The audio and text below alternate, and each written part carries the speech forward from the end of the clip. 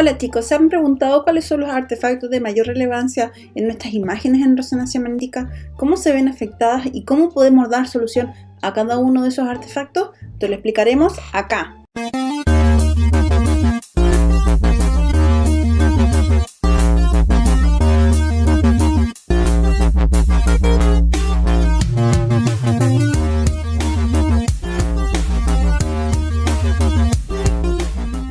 Bien, para poder entender un poco con respecto a los artefactos, ver las causas y saber las soluciones, tenemos que haber entendido los conceptos básicos de calidad de imagen en resonancia. Para ello es importante que tomes atención a los fenómenos físicos que se van a dar en resonancia magnética. Por muchos de ellos son causales de, o la mala manipulación de algunos fenómenos físicos son causales de la producción de artefactos. Bien, entonces un poco de resumen, nuestra imagen resultante se va a ver variada por muchos factores, dentro de ello la resolución espacial, la resolución de contraste, el ruido, relación señal-ruido y finalmente los artefactos, ¿cierto? El artefacto en sí mismo por definición son variaciones de intensidades de señales o falsas estructuras que se presentan en la imagen y que no corresponden a la distribución espacial de la estructura o imagen o segmento anatómico que estemos estudiando. ¿Ya? En ese sentido, lo que nosotros tratamos de lograr en nuestra imagen es que nuestra imagen quede libre de artefactos, quede óptima en relación señal-ruido y con una proporción en resolución espacial, resolución en contraste, acorde según las características físicas de las secuencias. Bien, entonces los artefactos los vamos a clasificar en dos categorías: los artefactos intrínsecos y los artefactos extrínsecos. Los artefactos intrínsecos son aquellos que no podemos modificar manualmente, ¿cierto? Y que implican que están dentro del paciente, y para ello tenemos que darle solución desde el aspecto técnico, desde el aspecto físico de la manipulación de la secuencia, como variaciones de la homogeneidad del campo, movimiento voluntario o involuntario y desplazamiento químico y alteraciones fisiológicas de por sí, ¿cierto?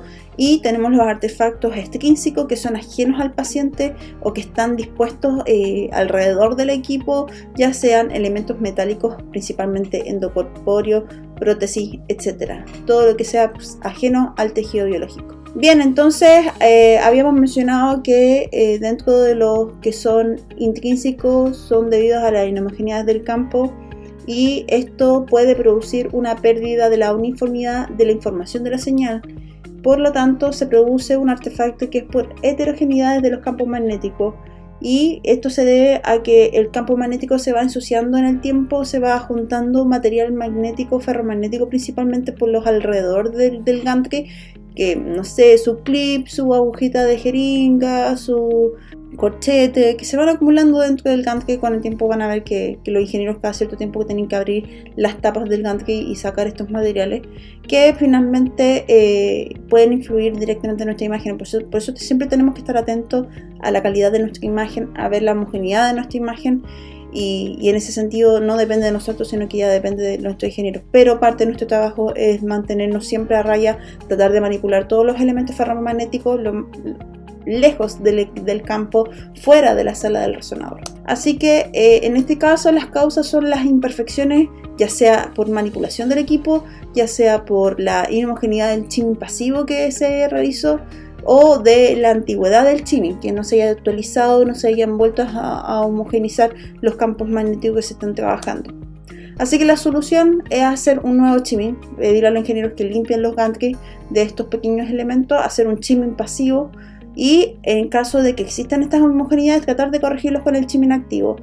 En estos casos igual depende de la carga metálica que pueda tener los resonadores, depende de las modificaciones de las curvas de campo, van a ver si el chiming activo les va a funcionar o no. Eso es sumamente dependiente del equipo. Bien, tenemos otra variable intrínseca más técnica, que es por condiciones metálicas presentes en nuestro cuerpo, ya sea superficial como en este caso o a nivel endocorpóreo, ¿ya? Los metales se consideran elementos altamente susceptibles por interfase de materia. El artefacto puede producir una distorsión muy fuerte dependiendo de la aleación que sea, del tipo de material que sea y de la cantidad de electrones que se puedan generar. Habitualmente los metales se consideran elementos de alta compactación molecular. Eso significa que los enlaces se encuentran muy cerca unos del otro, por lo tanto la entrega de la energía es altísima, es sumamente rápida, llega a ser tan alta la entrega de la energía que cuando recién se van a adquirir los ecos cortos de nuestros tejidos biológicos, ya los metales eliminaron el exceso de energía. Por eso en general los metales en resonancia magnética se ve como un agujero negro en la imagen, porque es tan rápida, tan exacerbada la entrega de la energía entre las moléculas que ni siquiera se alcanzan a leer por lo rápido que pueden llegar a ser. Y dependiendo de la cantidad de electrones que se encuentran desapareados, de la cantidad de fuerzas, dominios que también tenga magnéticamente en estos elementos, pueden generar este tipo de distorsiones que finalmente generan distorsión geométrica en la estructura anatómica que estamos estudiando, como se visualiza en esta imagen. Además, considerar que generan altos efectos térmicos, hacen una gran dispersión térmica y eso puede poner en riesgo también a los pacientes. Así que una forma de poder corregir estos artefactos, si bien es cierto puede ser un poco paradójico, pero con las secuencias turbo-espineco podemos corregir estas susceptibilidades por presencia de metales, porque los pulsos de 180, el pulso 90, los pulsos de radiofrecuencia me permiten corregir las inhomogeneidades del campo. Como habíamos dicho en las clases pasadas, esta ventaja de estos pulsos de radiofrecuencia permiten parcialmente, o sea, no es que no lo vaya a corregir completamente, va a depender de las características del metal, me va a permitir corregir en cierto grado la presencia de este metal, entre otros factores que vamos a ver. Dentro de las soluciones que podemos dar, ya dijimos, podemos ocupar secuencias de las familias espineco, idealmente no tan rápidas, puede ser una espineco clásica o una turboespineco, y ocupar trenes de eco ETL muy altos para poder potenciar este efecto de pulsos de radiofrecuencia y sobreexcitar la materia para poder corregirla. Ojo ahí, igual hay que tener un poco de consideración, porque dependiendo de las dimensiones de la densidad del material, del peso del material, finalmente la masa de por sí se va a ver afectada térmicamente, así que hay que jugar muy recelosamente con estos elementos, tratar de acotar los protocolos, porque ya sabemos que aumentan significativamente la temperatura. Ocupar tiempos de eco al mínimo, ¿por qué? Porque como se expresan demasiado rápido, esto genera una repercusión también en el tejido local, o sea, hace que el metal, bueno, de por sí va a entregar su energía súper rápido, pero además interfiere magnéticamente en los protones que se encuentran alrededor, protones del tejido biológico, lo que hacen que esos tejidos también procesen muy rápido y entreguen la energía también muy rápido, haciendo que se generen falsos positivos o generen distorsiones de los ecos resultantes de los protones que se encuentran alrededor de esos metales. Así que hay que tener mucho cuidado ahí y tratar de minimizar los ecos dependiendo de la potenciación en la cual estés trabajando. Usar anchos de banda que sean muy elevados, muy altos, permiten corregir los artefactos. ¿Por qué? Porque yo estoy lanzando un espectro de radiofrecuencia extra que me permite disminuir el artefacto chemical shift, ¿cierto? El artefacto de desplazamiento químico. Como estoy tratando de corregir este artefacto, que es una codificación errónea, también este tipo de codificaciones tienden a ser erróneas o nos malinterpreta en el espacio K finalmente por esta exacerbación, este desorden de señales que genera la presencia de metal. Entonces el artefacto del ancho de banda cumple una función similar, no igual, ojo ahí, similar, de permitir corregir parcialmente la influencia de la presencia de los metales por interfase de materia, ¿cierto? A costa claramente de que si nosotros ocupamos ancho de banda muy amplio, vamos a terminar bajando nuestra relación señal-ruido, ¿ya? Hay secuencias que no vamos a poder corregir aunque hagamos todo lo que hemos comentado como factores de solución, como son las secuencias gradientes. Las secuencias gradientes, como saben ustedes, generan variaciones por inhomogeneidad del campo, las considera, ¿cierto? Habíamos dicho que no hay forma de corregirlas en este tipo de secuencia, así que todo lo que es secuencias gradientes, fast gradientes, e inclusive la difusión por su característica de forma llena del espacio K, no podemos corregirla, así que tenemos que empezar a ocupar otras formas de llenado del espacio K, como en el caso de si queremos aplicar una secuencia de difusión, en vez de ocupar un llenado zigzag, ocupar un llenado propolar, ¿cierto? Que es una forma de llenado avanzada, que es una forma en forma radial segmentada, las vamos a hablar más adelante, pero que permiten corregir parcialmente estas influencias de susceptibilidad por interfase y además por movimientos voluntarios del paciente. Y en las secuencias gradientes tenemos que asumir la presencia de estos metales, asumir que molecularmente van a generar una influencia importante en nuestra secuencia e inclusive pueden generar que estas imágenes no sean diagnósticas. Además, hay que considerar en el campo que estemos trabajando, a medida que el campo sea mayor, la influencia magnética del metal en la imagen va a repercutir mucho más, o sea, va a ser mucho más fuerte en equipo de 3 telas que en equipo de 1.5 telas, ¿cierto?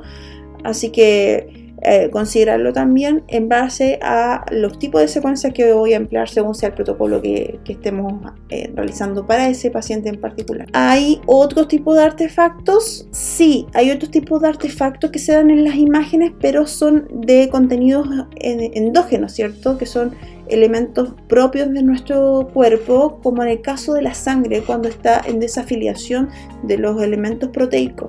La sangre tiene la hemoglobina, ¿cierto? Y la hemoglobina tiene el hierro como molécula que sostiene los grupos proteicos.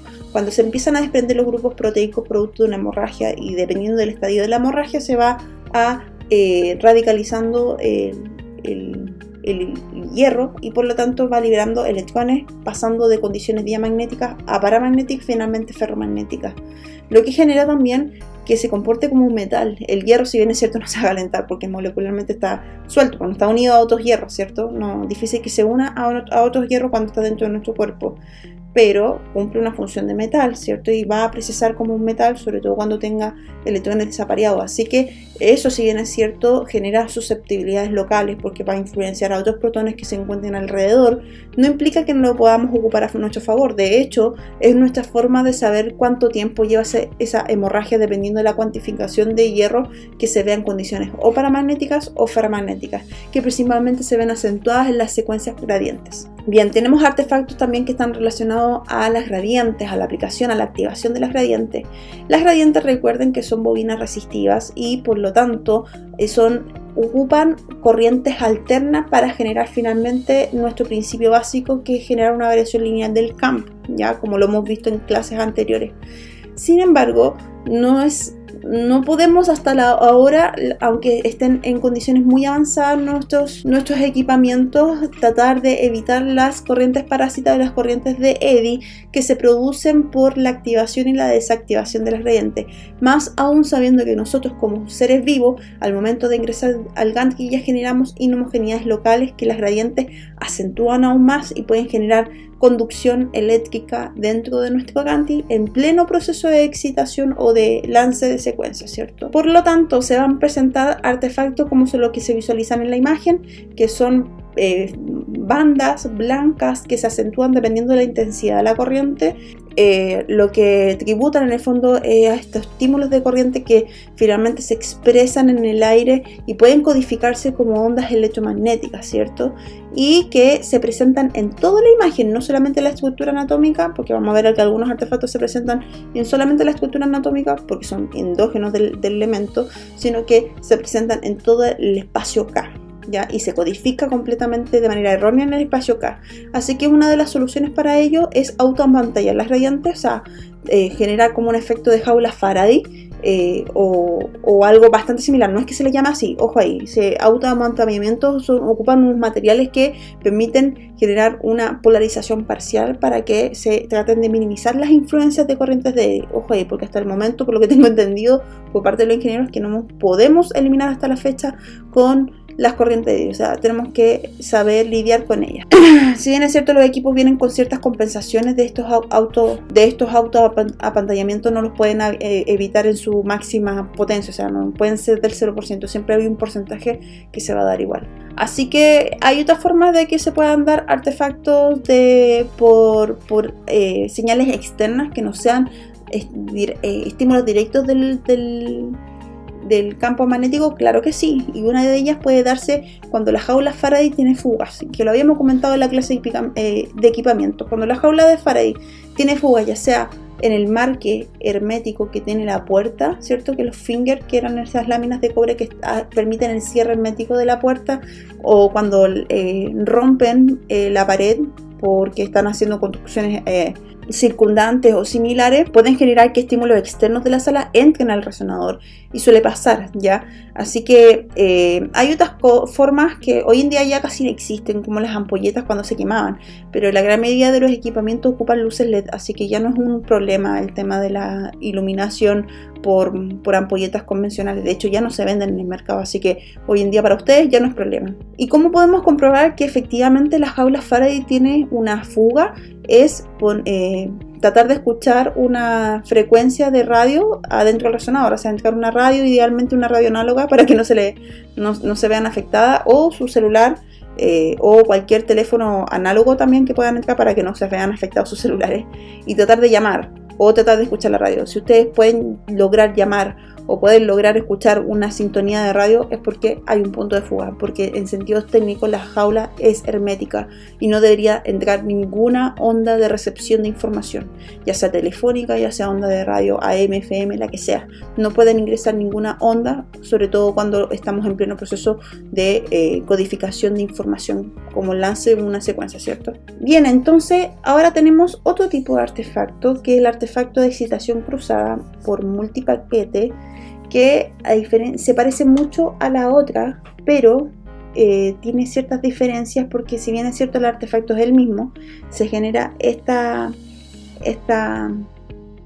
destrucción de información, pero es porque hay un número importante de cortes que finalmente se superponen en los otros y genera una señal de destrucción completa. Como hay una sobreexcitación de esa información, finalmente en el espacio K no se logra codificar y termina destruyéndose esa información, ¿ya? Así que una de las formas de evitarla es evitar la superposición, ¿cierto? Y de su superponerse, lo ideal es que genere el mínimo artefacto posible. Ahora, lo otro que pueden hacer es tomar en secuencias separadas cada uno de los bloques. Yo en lo personal, mientras el artefacto no se mete en la zona de diagnóstico clínico, yo lo dejo. De hecho, los radiólogos saben que existen estos artefactos, pueden vivir con estos artefactos en esta comunidad tecnóloga radiólogos, ¿cierto? Pero cuando el artefacto se mete en la zona de interés diagnóstica, ahí sí, señores, que no, y señoras, que no es idóneo. O sea, tienen que corregirlo de alguna forma ustedes. La pega de ustedes es corregir el artefacto, demostrar la mínima expresión del artefacto. Bien, hay otro tipo de artefacto, que es el artefacto de Zipper, que es un artefacto como un efecto de puntito hiperintenso, que se da principalmente en el sentido de la fase, aunque también se puede presentar en el doble sentido, fase y frecuencia, o sea, como una forma de cruz, ¿cierto? Y esto se debe principalmente a codificaciones externas que se puedan dar de pulsos de radiofrecuencia, o sea, corrientes parásitas que estén fuera del gantry, o sea, que vengan porque la jaula de Faraday venga con una falla, ¿cierto? Los que habíamos comentado anteriormente. O porque estemos ocupando un sistema de monitoreo y tenga algún punto de fuga, de arranque de fuga eléctrica, y pueda dar también un tipo de artefacto. Entonces es un artefacto súper característico que da esta señal así como de la tela antigua, este rayado de tela antigua, pero se da muy pulsátil, y como es muy pulsátil, se va a dar en virtud de en qué gradiente, en qué angulación de la gradiente se dio dentro de la codificación señal, y finalmente se va a repetir en ese segmento y no en los otros segmentos del espacio K. Hay veces obviamente que el pulso es más continuo, y mientras más se repita el pulso, más veces se va a dar el artefacto en distintas secciones del espacio K, en distintas líneas del espacio. Acá en la última imagen de la inferior de la izquierda se dio no solamente la codificación de fase, sino que además en la codificación de frecuencia. Y podemos hasta analizar espacialmente de dónde viene esa señal. Así que hay que tener cuidado de que cuando estén entrando esas señales, si ustedes tienen luces LED, tienen que asegurarse que la jaula Faraday se encuentre herméticamente sellada, ¿cierto? Bien, así que soluciones para el artefacto de Zipper: asegurarse que la cabina esté hermética, ¿cierto? ¿Y cómo lo vamos a hacer? Ya dijimos, ocupar una radio o un teléfono análogo y llamar al equipo de ingeniería de la jaula Faraday, porque a veces son separadas las empresas de jaula Faraday con respecto a los resonadores, ¿cierto? Y en el caso de que tengas monitores de signos vitales o máquinas de anestesia o cualquier otro elemento que involucre uso eléctrico, tienes que asegurarte que estén con las mantenciones al día y que no estén dando puntos de arranque de fugas eléctricas. Ahora, hay una variedad del artefacto de Zipper que se da exclusivamente cuando el punto de fuga viene por la antena. y no por algún elemento externo de nuestra cabina o de nuestra sala de resonancia, que es el artefacto de radiofrecuencia de FITROW. Este artefacto se da porque la antena tiene un punto de corriente en fuga y eso genera un pulso excitador que se codifica en mi espacio K, ¿ya? Habitualmente se da el patrón de la misma forma, pero la diferencia está en que no se representa en toda la imagen, sino que se representa solamente la estructura que está analizando esa antena, o sea, lo que está dentro, al interior de la antena, porque de manera externa nos está escapando el artefacto. En el fondo queda la información dentro de la antena y lo que está dentro de la antena está la estructura de interés, ¿cierto? Y habitualmente este artefacto se da en las coordenadas 0.0, o sea, en esta línea horizontal o vertical, y habitualmente se da en la codificación de fase, no se da en la codificación de frecuencia. Así que, solución, llamar a ingeniería, ¿cierto? Llamar a nuestro equipo de ingenieros de mantenciones del resonador y que revisen la antena, que la calibren para ver dónde está el punto de fuga, y sé que existen porque eso también puede generar un factor de riesgo para el paciente. Para poder corregirlo, ideal que en el momento que te esté dando el artefacto, si estás haciendo un protocolo que sea de importancia, ocupar y terminar el protocolo con secuencias turbo-espineco o espineco, dependiendo de las características de la estructura que estés analizando. Vamos a ver más adelante que no todos los protocolos son iguales y hay algunos protocolos que tienen harta variedad de secuencias y hay otros que no, que ocupan una familia en particular, ¿cierto? Hay un artefacto que es súper común, que es uno de los más comunes, que es el artefacto de aliasing, oversampling, wraparound o de solapamiento, ¿cierto? Que es cuando mi FOB es tan pequeño, es más pequeño que la estructura de interés, y como me queda estructura anatómica fuera de mi FOB de interés, se superpone, porque en el fondo recuerden que al momento de excitar mi materia, no activo solamente un segmento de la estructura del gantry, sino que se activa todo el gantry, por ende se va a excitar toda la materia, y como se excita toda la materia, se excita también la materia que está fuera del FOB de interés cuando yo estoy haciendo la codificación de señal. Entonces, dado ese principio, si yo no me aseguro que las codificaciones fase y frecuencia queden fuera de materia, se van a superponer en mi imagen, ¿cierto? Este artefacto se da única y exclusivamente en la codificación de fase, se da por tejido externo al FOB. Y las soluciones son varias, ¿cierto? Una es ocupar FOB virtuales, que lo vamos a ver un ratito más, aumentar el FOB, pero considerando que vamos a perder resolución espacial. Así que tenemos que de alguna forma compensar esa pérdida de resolución espacial dependiendo de la estructura que estemos analizando también. Ocupar bandas de saturación, pero va a depender de la marca, porque hay algunas bandas que son súper buenas, como las de Siemens, que te anulan y te destruyen toda la señal, o algunas bandas que son un poco más débiles en el pulso y que tú no puedes modularlas o comandarlas, que son las de General, que te destruyen parcialmente la estructura, lo que hace que se va a apreciar el artefacto pero en menor intensidad, pero se presente igual. Y considerar que todas estas codificaciones, sobre todo la aplicación de bandas de saturación, que no lo había explicado, que son ondas, o sea, segmentos, bandas que destruyen señal, sean totales como Siemens o sean más débiles como General, pero son pulsos extra, y como pulsos extra van a aumentar el SAR en mi secuencia que yo estoy adquiriendo. Bien, entonces el aliasing, el oversampling, el solapamiento de información, lo que hace es que estructuras externas que estén en mi FOB de interés finalmente se expresen en virtud de la codificación de fase. O sea, eso quiere decir que el brazo derecho se va a expresar adentro de mi imagen finalmente, porque va a dar la vuelta espacialmente y se va a meter, o sea, se da la vuelta en coordenadas y finalmente se vuelve a reubicar dependiendo del punto espacial donde esté, pero en sentido inverso, ¿cierto? En el caso del brazo derecho, si uno vuelca en el plano de coordenadas, termina estando dentro de mi FOB. Por eso abajo sale la aplicación de la gradiente, y así sucesivamente las estructuras. Y esto se aplica por los sistemas de teoremas de Nyquist, que son un sistema de algoritmo que se parece parcialmente a los que se trabajan con Fourier. Entonces, soluciones es que aumentemos el FOB, ¿cierto? Para que estas estructuras no se superpongan.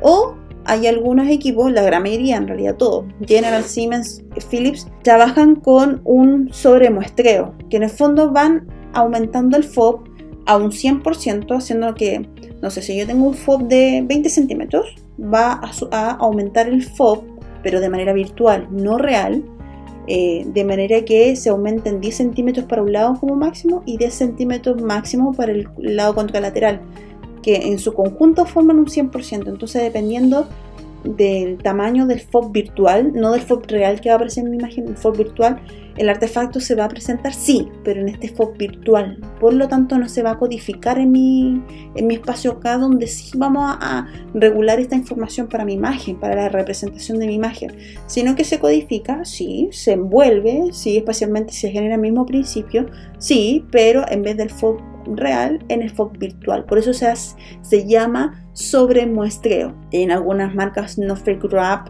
o FOB fase se le denomina también, que es un sobremuestreo extra. Y esto implica la utilización de gradientes en virtud de lo que ya se está ocupando como gradiente de corte, o sea, hay una sobreexigencia también de los gradientes. Y la otra solución es ocupar bandas de saturación, que son bandas literal de radiofrecuencia que destruyen señal, ¿cierto? Y como destruyen señal, destruyen todo lo que ese tejido pudiese expresar, por lo tanto no se va a generar el artefacto, ¿cierto? Pero va a depender de la marca, o sea, yo he probado en Philips, Siemens y General, y las que más me gustan son las de Siemens porque son súper potentes, pero te suben el SAR por las nubes, ¿ya?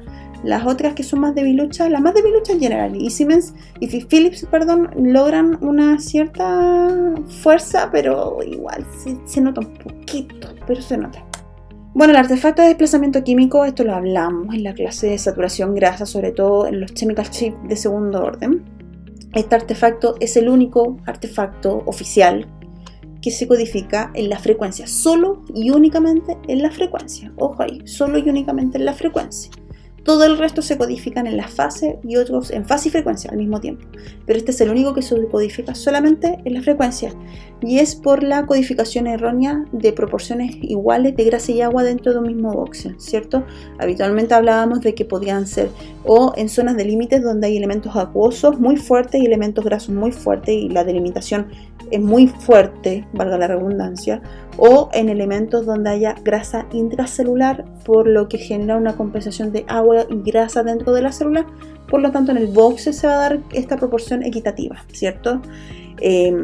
Esta forma ya vimos que cómo podemos corregirla, sino que más bien trabajando con el ancho de banda, tratar de aumentar significativamente el ancho de banda con la desventaja de que va a bajar nuestra relación señal-ruido, ¿cierto? Y en el caso que no podamos sacrificar el ancho de banda, cambiar la dirección de fase para que cambie la dirección de frecuencia. Pero ojo, esto no anula el artefacto, lo cambia de dirección para que no te moleste en el diagnóstico, pero no te lo anula. El cambio de dirección de fase no anula el artefacto. Ahora habíamos dicho que el artefacto chemical chip lo ocupábamos, ¿cierto? En los chemical chip de segundo orden con la modulación en las secuencias gradientes para alternar el ciclo de la frecuencia de agua y grasa en el proceso de relajación, haciendo que en algunas fases se sumen, o sea, los ciclos de Valle se sumen o los ciclos de Valle se dispongan en disposición opuesta, lo que hace que sea destructiva, ¿cierto? La onda. Por lo tanto, vamos a tener dos codificaciones, una imagen en codificación de fase, que la imagen es sumativa, o en la imagen de codificación de fuera de fase, en donde la imagen de esas ondas de ese ciclo es opuesto, ¿cierto? Bien, el artefacto de Gibbs o el artefacto de truncamiento se dan interfaces de alto contraste. Habitualmente, donde ocupamos alto contraste en los protocolos de cerebro, en los protocolos de columna, estudios de médula, entre otros, pero esos son los más importantes. ¿Cómo se presenta? Como un artefacto de superluna que se da como una cuenca, que es una forma de repetición de la codificación de la señal en forma de anillo, pero se da dentro de la estructura, no en toda la imagen, no en todo el espacio acá, solamente en la información de la estructura, y se da principalmente por sectores con alta interfase de contraste, como en este caso la zona de la calota y el parénquima cerebral. Se ve como si hubiera un espacio hipointenso, ¿cierto? Pero ahí está la calota, la parte ósea, ¿cierto? Después vienen las meninges y después viene el parénquima. Y además tenemos un poco de elemento acuoso y un poco de elemento sanguíneo en esa zona. Entonces esas interfaces tan bruscas lo que hacen es que genere una codificación errónea de truncación que se le denomina y que generan estos halos que se van repitiendo en estos segmentos únicos de la estructura. Por eso no se da fuera de la anatomía, sino que dentro de la anatomía. Así que se puede dar de varias formas el artefacto, de manera alterna, de manera paralela o de manera próxima, como la que se visualizaba en la imagen. También se da en la codificación de fase. La gran mayoría de los artefactos se da en la codificación de fase. Así que solución, ocupar filtros. Este artefacto se da de manera antigua, pero no dejo de mencionarlo en esta clase porque pueden que ustedes salgan trabajando en resonancia y no se van a encontrar con un resonador último modelo, se van a encontrar con resonadores que llevan 20 años, 30 años en el país, porque los resonadores llegaron recién en el año 90, 95 llegaron los primeros resonadores, los más modernos, a las grandes clínicas, y existen hoy en día en el mercado, así que es probable que ustedes salgan a trabajar y se encuentren con este tipo de artefactos, ¿ya? Y existen filtros para estos artefactos. Hoy en día están corregidos estos, o sea, en un equipo moderno no te vas a topar con este artefacto porque ya vienen con los filtros, con los algoritmos matemáticos para anular estos artefactos. Y de manera manual, ¿cómo lo puedo solucionar? Aumentando el porcentaje de adquisición, o sea, aumentando el NACE y disminuyendo la simetría especular, o simplemente no hacer simetría especular. Artefactos de banda de saturación. Ya dijimos que las bandas de saturación son bandas, como bien se dice, de radiofrecuencia que lo que permiten es anular una estructura, la señal de la estructura que tú quieras. Pero a veces nos falta el tecnólogo que llega y copia el protocolo de otro colega y a veces vienen activadas las bandas y no se da cuenta de que como está activada la deja a libre disposición espacial estando activada, y cuando va a hacer la imagen y cuando termina de adquirir la imagen aparecen estas bandas que son las que se muestran en la imagen como una banda hipointensa, ¿cierto? Y tiene que repetirla. Y además ya absorbió calor el paciente por este error que es tan común y que le pasa a la gran mayoría de los tecnólogos, porque copian y pegan los protocolos de otros colegas o porque no tienen mal configurados los protocolos, ¿ya? Y se da mucho en colegas que no tienen experiencia en manejo físico de los resonadores, son literalmente apretabotones. Así que a prueba de pajaritos, ¿cierto? Saber manipular el protocolo, saber manipular mi equipo, nada más. Ahora vamos a tener otro tipo de artefactos, sí, que son los artefactos de movimiento del paciente, ya sean voluntarios o involuntarios. Dentro de los voluntarios, obviamente porque el paciente se está moviendo como pescadito, ¿cierto? Y de los involuntarios tenemos el respiratorio, el cardíaco, el ocular, el pulsátil por sangre o líquido cefalorraquídeo y los movimientos peristálticos. Ahora, vamos a tener en la clasificación dos tipos de artefactos, que es el artefacto de blurring y el artefacto de ghosting. El artefacto de blurring es un artefacto donde se da principalmente por los movimientos respiratorios o simplemente porque el paciente esté moviéndose voluntariamente, ¿cierto? En su gran mayoría. Y lo que provoca ese artefacto de borramiento, el artefacto de efecto fantasma que produce la imagen. Así que opciones, decirle al paciente que se quede quieto, ¿cierto? Si ya el paciente se quedó quieto y sigue viendo artefacto, en algunos protocolos, como en el caso del abdomen, vamos a tener que ocupar gatillado, ¿cierto? Sincronizar la frecuencia respiratoria con nuestras imágenes, que lo vamos a ver en los protocolos de abdomen. Además, si sigue pronunciándose los artefactos porque el paciente, por ejemplo, no viene en ayuno y además tiene mucho contenido fecal, va a haber harto movimiento intestinal, así que podemos administrar algunas drogas como escopolamina o buscapinas que disminuyen el movimiento peristáltico, pero a sabiendas de los efectos adversos de estos medicamentos. Así que no llega ya a inyectar, sino que uno tiene que medir la influencia de los artefactos y saber y decidir si lo vas a mandar o no, o si decides inyectar este medicamento, que tienen algunas contraindicaciones, como en el caso de la escopolamina, ¿cierto?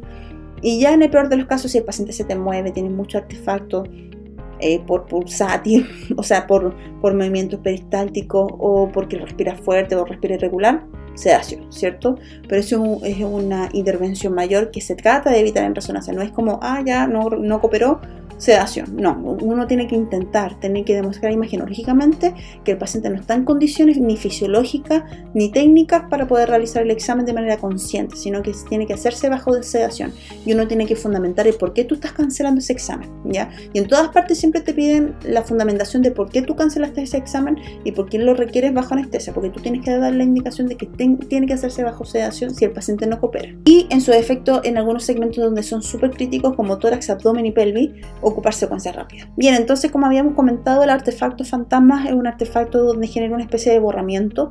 Este artefacto fantasma habitualmente repite la información espacial, pero en distinta codificación en el espacio K, por lo que se repite cierta anatomía, ¿cierto? Pero en distintos segmentos del espacio K.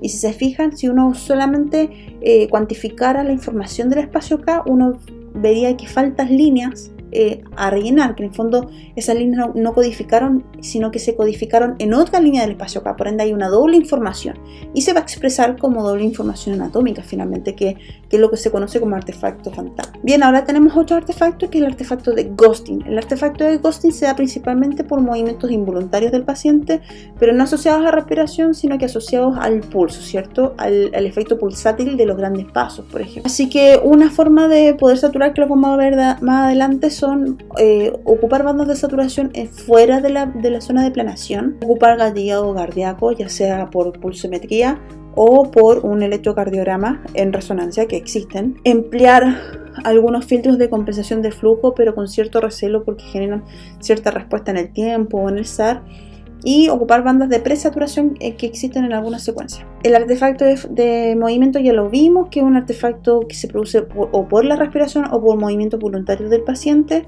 ¿Se pueden corregir? Sí, hay formas, y lo vamos a ver en los protocolos de tórax, por ejemplo, que podemos corregirlo muy bien, o con secuencias turboespinéco, aprovechándonos de las grandes ventajas de las turboespinéco, o aprovechando también las secuencias muy rápidas como la fast turboespinéco o secuencia gradiente, ¿ya?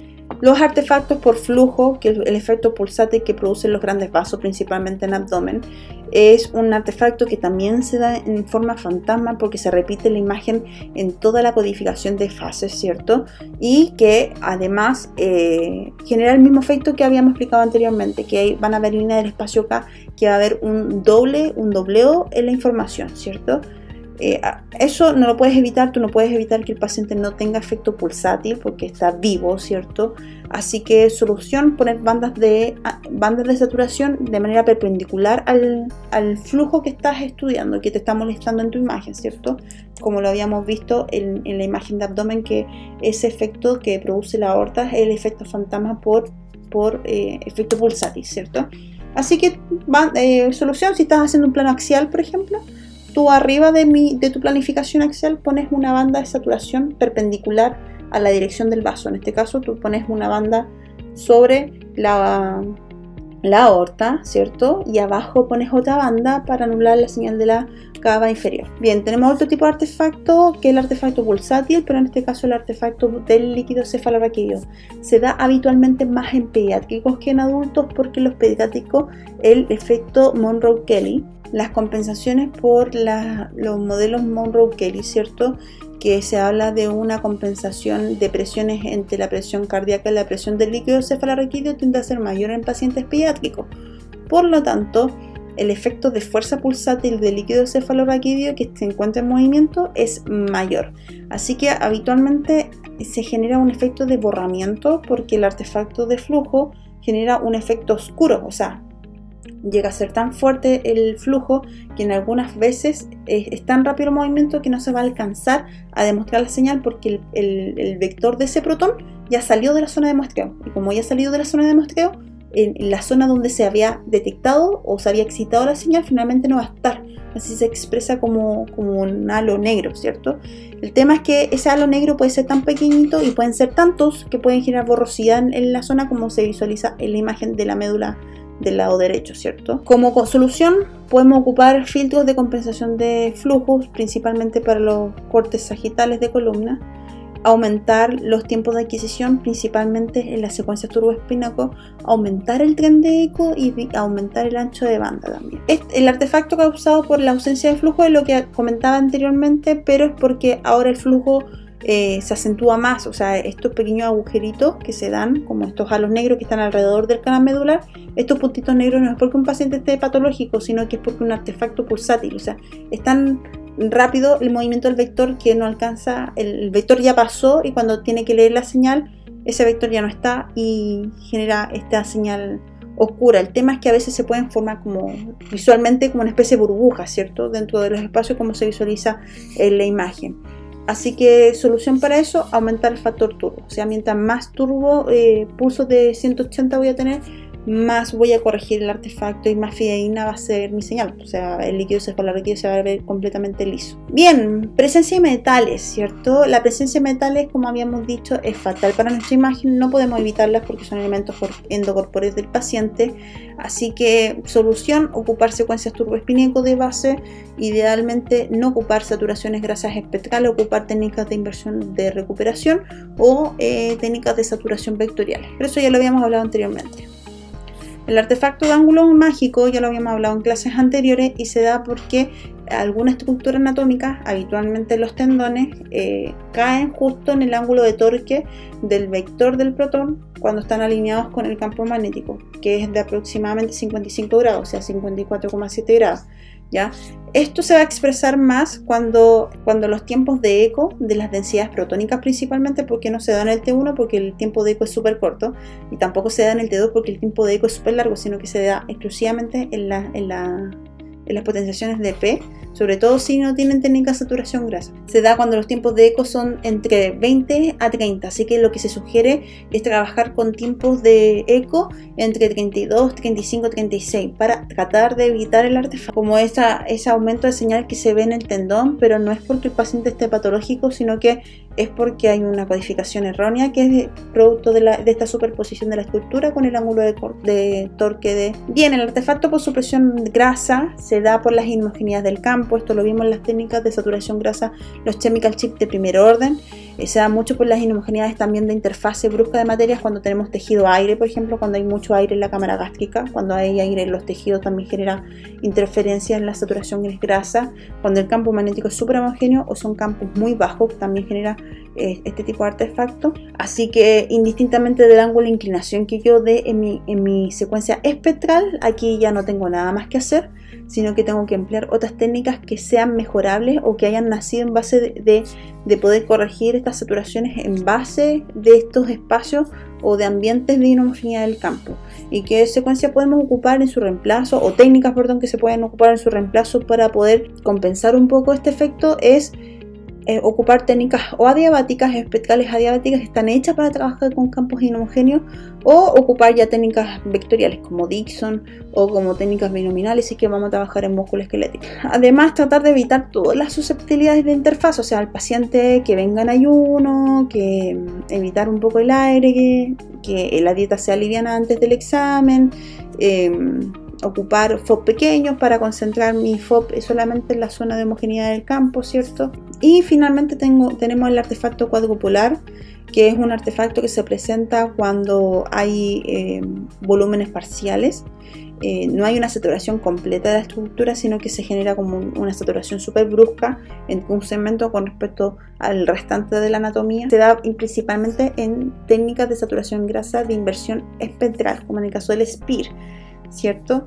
Así que en este caso, como las técnicas no son propicias, no son las óptimas, cambiar las espectrales y ocupar técnicas de inversión-recuperación, en este caso el STIR, sabiendo que se ocupan solamente en T2, o ocupar otras técnicas, pues las adiabáticas o vectoriales. Y el artefacto dieléctrico, si bien es cierto, no creo que se toquen con ellos porque ya está corregido, pero no va a faltar el equipo inicial que ustedes tengan.